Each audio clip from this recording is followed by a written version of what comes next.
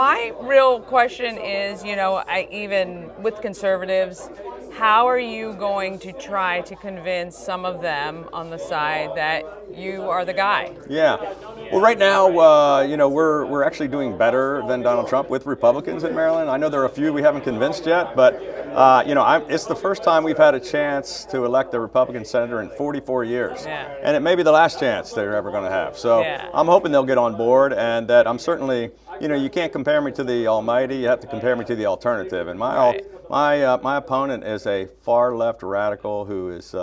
Got crime out of control in Prince George's County, wants to raise taxes on Social Security. She's for illegal immigrants voting in national elections. She's got a sanctuary city where they release violent criminals onto the street. So there's really not much of a choice between, we're trying to give people a really clear choice for a change. And I would say some of your listeners, if they may not have agreed with me on this issue or that issue, but I can guarantee you they're going to agree with me on a lot more issues than my opponent. Yeah. Speaking of illegal immigrants, in Frederick, they just passed illegal immigrants allowed to vote locally as well. What can we do to it doesn't make any sense to me. My wife is a first-generation immigrant. She came from South Korea, and she worked hard to go through the legal process to get her citizenship. And one of the proudest moments was when she got to be a U.S. citizen, and she was so proud to be able to cast her vote. Yeah. But people that aren't citizens should not have the right to vote. No, I agree with that as well.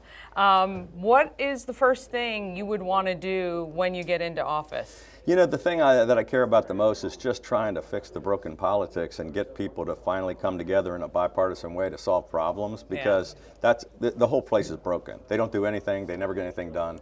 And it's very frustrating. It's very frustrating. I'm fed up.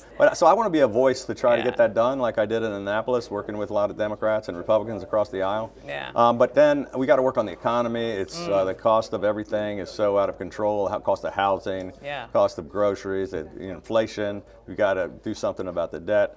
And we got to, I'm a big believer in supporting our law enforcement officers and doing something about the violent crime. And we got to secure the border and fix the broken immigration system. Yeah, 100%. I agree. All right. So what do the grandkids call you? The grandkids call me Pop Pop. Oh, you're Pop Pop. And I'm very proud Pop Pop. I've got 5 grandkids. Yeah. It was just cute. I just saw I didn't get to spend all of Halloween with them, but I got some great pictures of all 5 of the kids in their costumes. And they're all going to be there with me on election night. So I'm excited about that. I'm glad to hear it. I'm glad to hear it. Well, look, we really wish you all the best of luck. Thank you very much. We know our area needs it, so. Well, we're going to do everything we can to continue to do a great job representing Frederick. So thank you. I know you will.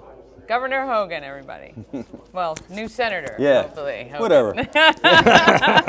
Thank you. Thank you.